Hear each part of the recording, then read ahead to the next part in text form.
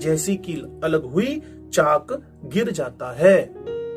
और नानक कहते हैं आदि सच जुगादि सच, आदि सच जुगादि सच, है भी सच नानक होसी भी सच। वही सत्य है, वही एक, क्योंकि वह पहले भी था, अभी भी है, कल भी होगा, सदा रहेगा, और शेष सब सपना है। यह एक वचन अगर तुम्हारे मन में गहरा बैठ जाए, जब क्रोध आए तब दोहराना अपने मन में, आदि सच जुगादि सच, है भी सच होसी सच, नानक होसी भी सच। बस आंखें बंद कीजिए और जपजी साहब के इन दो वाक्यों को बार बार अपने मन में दोहराइए सच्चे मन से, आदि सच जुगादि सच, है भी सच नानक होसी भी सच। ये है एक ओंकार सतनाम। नमस्कार साथियों, मनोज कुमार बंसल एक ओंकार सतनाम के 9वें अंक में आपके सामने हाजिर हूं। तो बिना टाइम खराब किए डिस्कशन स्टार्ट करते हैं। हो सकता है आप उन वीडियोस को देखकर ओशो की गहन विचारधारा और गहरी विचारधारा को समझ पा रहे हो। घृणा आए, लोभ आए, दोहराना, और ध्यान रखना कि जो अभी नहीं था अभी हुआ, सपना है, खो जाएगा, इससे ज्यादा ग्रसित होने की जरूरत नहीं है।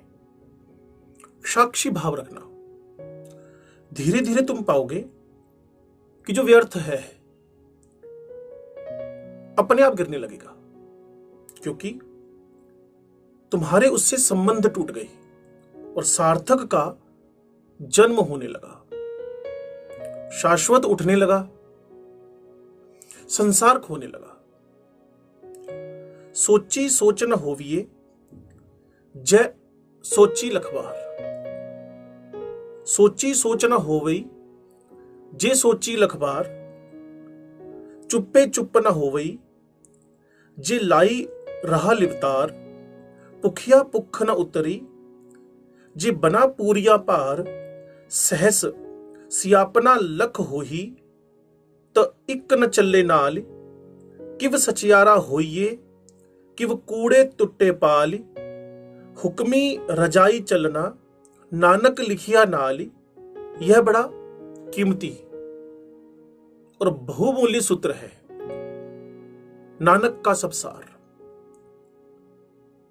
सोच सोच कर भी हम उसे सोच नहीं सकते, सोचे सोच न होवई, जे सोची लखबार, सोच सोचकर भी हम उसे सोच नहीं सकते।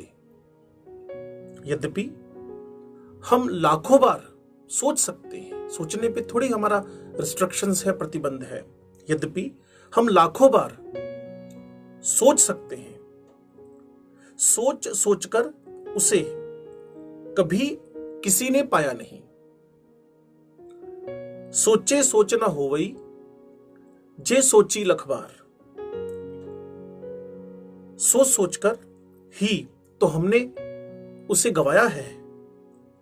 जितना हम सोचते हैं, जितना हम सोचते हैं उतने ही तो हम विचारों में खो जाते हैं। जितना हम सोचते हैं उतने ही तो हम विचारों में खो जाते हैं। परमात्मा कोई विचार नहीं है,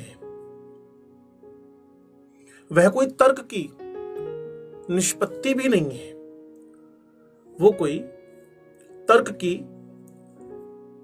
निष्पत्ति भी नहीं है, वह कोई मस्तिष्क का निष्कर्ष नहीं है। परमात्मा तो सत्य है। तुम्हें सोचने का सवाल नहीं है, देखना है। सोचने से क्या होगा? सोचने में तो और भटक जाओगे। आंख खोलनी है, और अगर आंखें विचारों से भरी हैं तो तुम्हारे आंखें अंधी रहेंगी। आंख निर्विकार चाहिए, तभी दर्शन उपलब्ध होगा। आंखें निर्विकार चाहिए, तभी तो दर्शन उपलब्ध होगा। जिसको जैन फकीर कहते हैं नो माइंड, जिसको कबीर कहते हैं उन्मनी दशा, जिसको बुद्ध कहते हैं चित्त का खो जाना, जिसको पतंजलि ने कहा निर्विकल्प समाधि। सूत्र सबका एक है। सब विकल्प और विचार जहां खो गए, वही नानक कह रहे हैं, वही नानक कह रहे हैं। सोची सोच न होवई जे सोची लखबार। सोच सोचकर भी हम उसे सोच नहीं सकते, यद्यपि हम लाखों बार सोचते रहे। चुप होने से भी उस मौन को उपलब्ध नहीं हुआ जा सकता, यद्यपि हम लगातार ध्यान में रह सकते हैं। यद्यपि हम लगातार ध्यान में रह सकते हैं, क्यों सोच सोचकर उसे पाया नहीं जा सकता?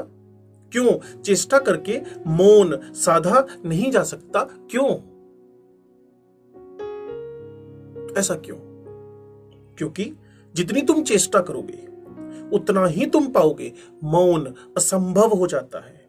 कुछ चीजें हैं जो चेष्टा से नहीं घटती। जैसे नींद नहीं आती किसी को, तो कितनी ही चेष्टा करे नींद नहीं आएगी। आप सोचकर सोना चाहते हैं, हो ही नहीं सकता। प्रैक्टिकली आप इसको रोज अनुभव भी करते होंगे। सच तो यह है कि जितनी चेष्टा करेगा उतनी नींद मुश्किल से आएगी, क्योंकि नींद का अर्थ ही यह है कि तुम सब चेष्टा छोड़ दो, तभी आएगी नींद। सोची सोच न होवई जे सोचे लखबार। तुम कोशिश जारी रखोगे, कोशिश तुम्हें जगाए रखेगी। जागने से कहीं नींद आई है? कोई उपाय नींद लाने का नहीं है, क्योंकि नींद आती तब है जब तुम निरुपाय हो जाते हो। कोई उपाय नहीं बचा तुम्हारे पास। जब तुम कोई उपाय नहीं करते हो, पड़े हो बिस्तर पर निरुपाय, तभी नींद आ जाती है। तो नींद उपाय से नहीं आ सकती है। तुम अपने को जबरदस्ती कैसे मौन करोगे? तुम अपने को जबरदस्ती कैसे मौन करोगे? तुम बैठ सकते हो, शरीर को साध सकते हो, पत्थर की मूर्ति की तरह भीतर मन उबलता रहेगा। मान लीजिए मैं आपके सामने अभी 10 सेकंड के लिए आंखें बंद करके बैठता हूं,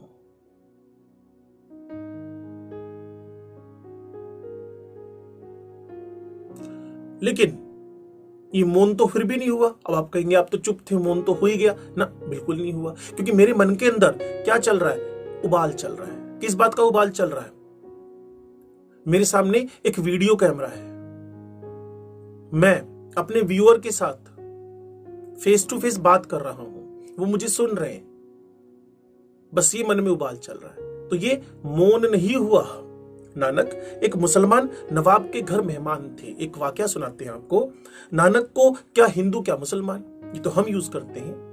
जो ज्ञानी है उसके लिए कोई संप्रदाय की सीमा नहीं है। किसी ज्ञानी के लिए कोई संप्रदाय की सीमा नहीं है। उस नवाब ने नानक को कहा, अगर तुम सच ही कहते हो कि ना कोई हिंदू ना कोई मुसलमान, तो आज शुक्रवार का दिन है, हमारे साथ नमाज पढ़ने चलो। नानक राजी हो गए। The great acceptancy. पर उन्होंने कहा कि अगर तुम नमाज पढ़ोगे तो हम भी पढ़ेंगे। नवाब ने कहा, यह भी कोई शर्त की बात हुई? हम तो पढ़ने ही जा रहे हैं, हम तो पढ़ने ही जा रहे हैं। पूरा गांव इकट्ठा हो गया, मुसलमान हिंदू सब इकट्ठे हो गए। हिंदुओं में तहलका मच गया।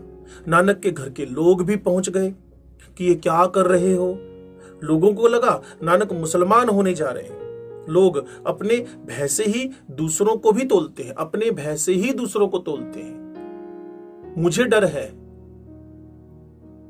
किसी एक पर्टिकुलर चीज के चोरी होने की, तो मुझे उसी के रेफरेंस में, उसी के संदर्भ में हर एक व्यक्ति चोर ही दिखेगा, ये चोरी ना हो जाए।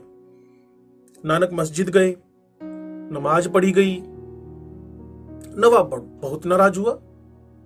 बीच बीच में लौट लौट कर देखता कि नानक ना तो झुके ना नमाज पढ़ी, बस खड़े हैं। जल्दी जल्दी नमाज पूरी की, कि क्रोध में कभी नमाज हो सकती है? बिल्कुल नहीं।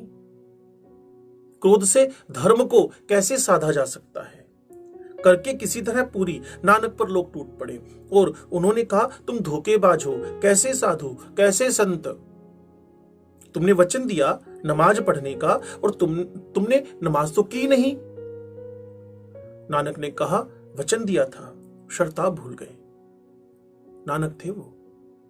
नानक ने कहा, वचन दिया था, शर्त आप भूल गए। मैंने कहा था अगर आप नमाज पढ़ोगे तो मैं पढ़ूंगा, आपने नहीं पढ़ी तो मैं कैसे पढ़ता? आपने तो नहीं पढ़ी तो मैं कैसे पढ़ता? नवाब ने कहा, क्या कह रहे हो, होश में हो? क्या कह रहे हो, होश में हो? इतने लोग गवाह हैं, हम नमाज पढ़ रहे थे। नानक ने कहा, इनकी गवाही मैं नहीं मानता, इनकी गवाही मैं नहीं मानता, क्योंकि मैं आपको देख रहा था भीतर क्या चल रहा है। आप काबुल में घोड़े खरीद रहे थे। आप काबुल में घोड़े खरीद रहे थे। नवाब थोड़ा हैरान हुआ, क्योंकि खरीद वह घोड़े ही रहा था। उसका अच्छे से अच्छा घोड़ा मर गया था उसी दिन सुबह। वह उसी की पीड़ा से भरा था। नमाज क्या खाक। मैं यही सोच रहा था कि कैसे काबुल जाऊं, कैसे बढ़िया घोड़ा खरीदूं, क्योंकि वह घोड़ा बड़ी शान थी, उसकी बड़ी इज्जत थी। और नानक ने कहा, यह जो मौलवी है तुम्हारा, जो पढ़वा रहा था नमाज, यह खेत में अपनी फसल काट रहा था, यह अपनी फसल काट रहा था खेत में। तो आप सोचिए नानक कितने अद्भुत।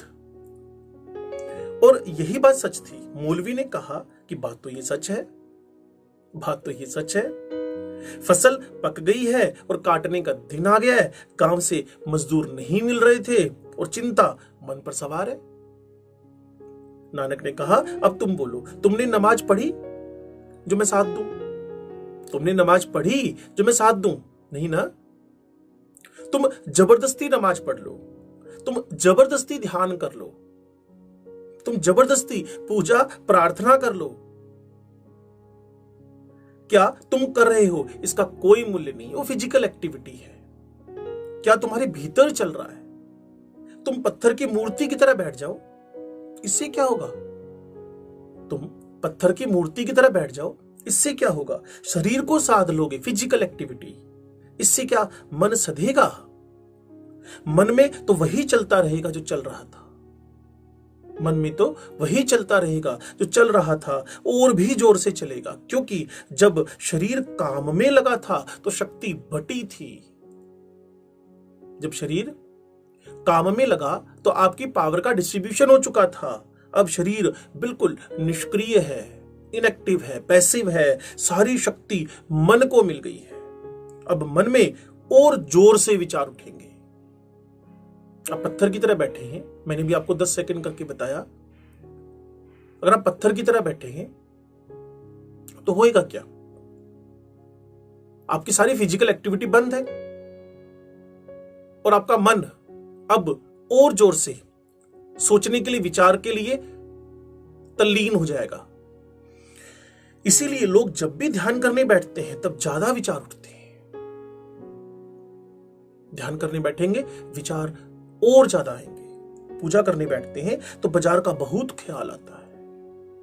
एक्सपेरिमेंटल है, आप इसको सुने और थोड़ा सा इसके बीच में पॉज दें और उसको ध्यान से सोचकर देखें कितनी सत्यता है, गहनता है, गंभीरता है इन सभी बातों के अंदर। जब भी बैठते हैं, घंटी वगैरह बजाते हैं मंदिर में जाकर, तभी पाते हैं कि भीतर न मालूम क्या खराबी है।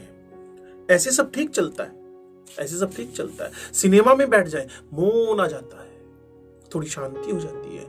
लेकिन मंदिर में, मस्जिद में, गुरुद्वारे में बिल्कुल शांति नहीं। बात क्या है? सिनेमा में तुम वासनाओं से संगत है। सिनेमा वही जगाया जा रहा है। अब वापस इस लाइन को सुने, सिनेमा तुम्हारी वासनाओं से संगत है, मतलब तुम्हारे मन में वासनाएं हैं, सिनेमा में भी वासनाएं हैं, दोनों की सिंक्रोनाइज हो गई और वही तो कर रहा है अभी। वहां वही जगाया जा रहा है जो तुम हो मंदिर में, मस्जिद में, गुरुद्वारे में, वह है जो तुम नहीं हो।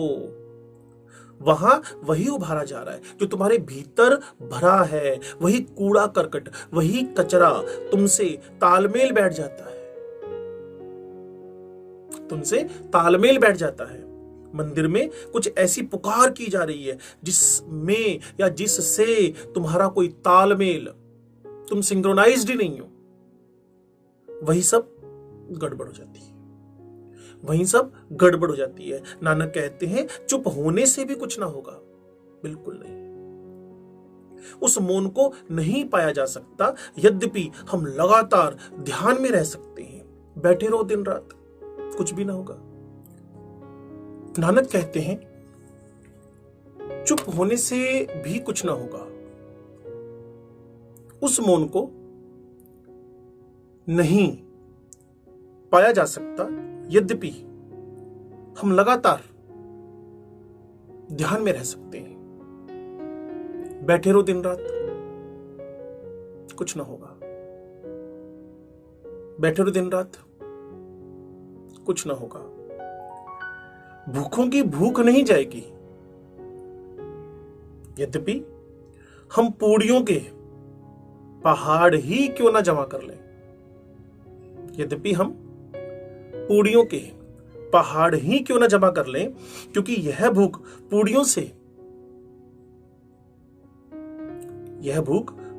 से भरने वाली नहीं है। यह जो ध्यान की भूख है, यह जो परमात्मा की भूख है, यह कोई साधारण भूख नहीं है। इस संसार की कोई भी चीज इसे बुझा ना सकेगी। यह तृषा, यह भूख अनूठी है, और परमात्मा ही उतरे धार बनकर तो ही ये बुझ सकती है। परमात्मा ही उतरे धार बनकर तभी यह बुझ सकती है। तभी कहा है सोची सोच न होवई, जे सोची लखबार, चुप्पे चुप न होवई, जे लाई रहा लिवतार, भुखिया भुख न उतरी, जे बना पूरियां पार, सहस सियापना लख हुई, त इक न चले नाले। नानक कहते हैं परमात्मा ही उतरे धान बनकर तभी यह भूख मिट सकती है, बुझ सकती है। किस भांति हम सच्चे बने, किस भांति झूठ के पर्दे का नाश हो। नानक कहते हैं उसके हुक्म और उसकी मर्जी के अनुसार, जैसा उसने नियत कर रखा है, लिख रखा है, उसके अनुसार चलने से ही यह हो सकता है, जैसा उसने लिख रखा है। यह वचन अति ध्यान पूर्वक सुनने का और समझने का है। हुक्म रजाई चलना, नानक लिखिया नाली। हुक्म रजाई चलना, नानक लिखिया नाली। नहीं, तुम्हारे करने से कुछ भी नहीं होगा, नहीं, तुम्हारे करने से कुछ भी नहीं होगा। जो भी तुम करोगे, जो भी करोगे, तुम ही करोगे। इंडिविजुअलिटी उसके अंदर। तुम सच भी बोलोगे तो तुम्हारे झूठे व्यक्तित्व से ही सच निकलेगा ना, तुम्हारे झूठे व्यक्तित्व से ही तो वो सच निकलेगा ना, वह सच भी झूठा हो जाएगा। तुम सच लाओगे कहां से? तुम सच लाओगे कहां से? झूठे तो तुम बिल्कुल हो ही, इससे कोई फर्क ना पड़ेगा, इससे कोई फर्क ना पड़ेगा। नानक एक गांव में ठहरे थे। एक वाकया और आपसे शेयर करते हैं। नानक एक गांव में ठहरे थे। नानक एक गांव में ठहरे थे। गांव में जो प्रधान था गांव का, उसने निमंत्रण दिया था कि सारे गांव को भोज पे आना है, खाने में आना है।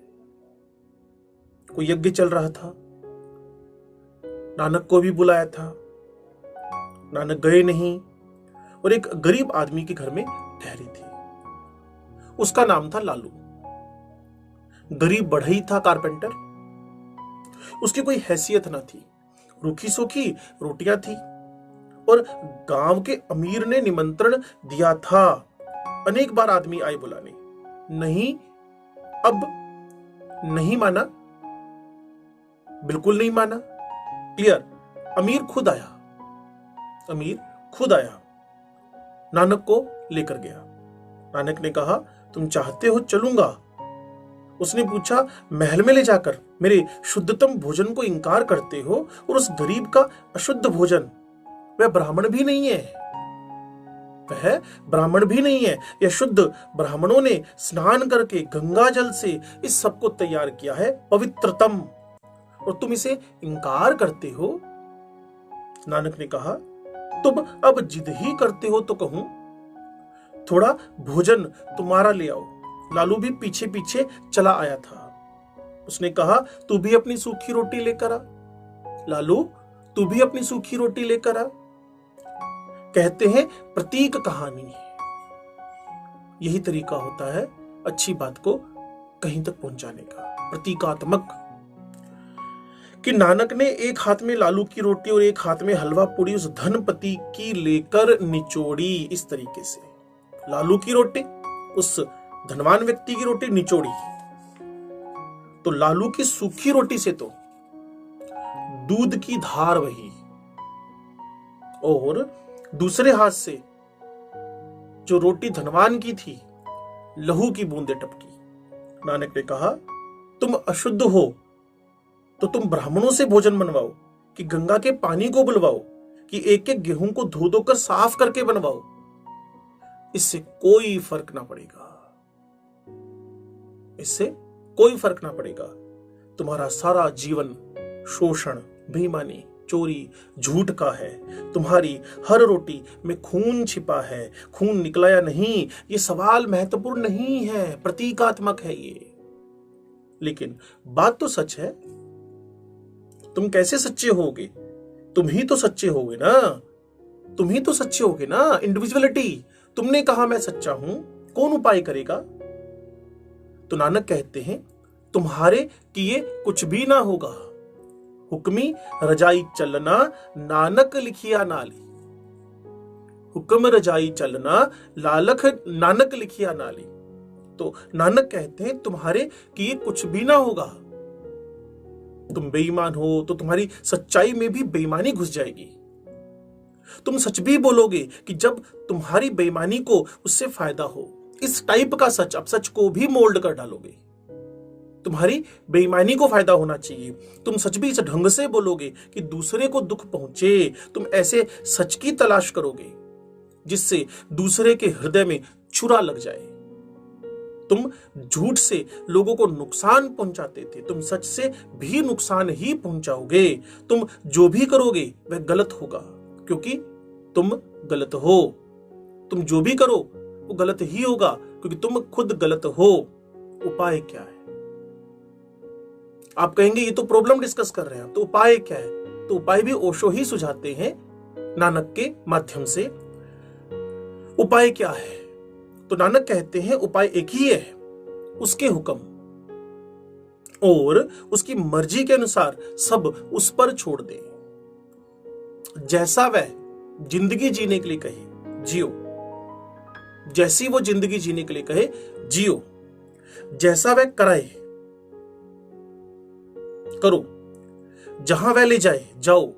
उसका हुक्म तुम्हारी एकमात्र साधना हो जाए। तुम अपनी मर्जी हटाओ, उसकी मर्जी को आने दो। तुम स्वीकार कर लो जीवन जैसा भी जीवन हो, यहां एक्सेप्टेंसी होनी चाहिए। परमात्मा ने दिया है वही जाने। तुम इंकार मत करो। दुख आए तो दुख को भी स्वीकार कर लो। जीत या हार करो स्वीकार, उसकी मर्जी।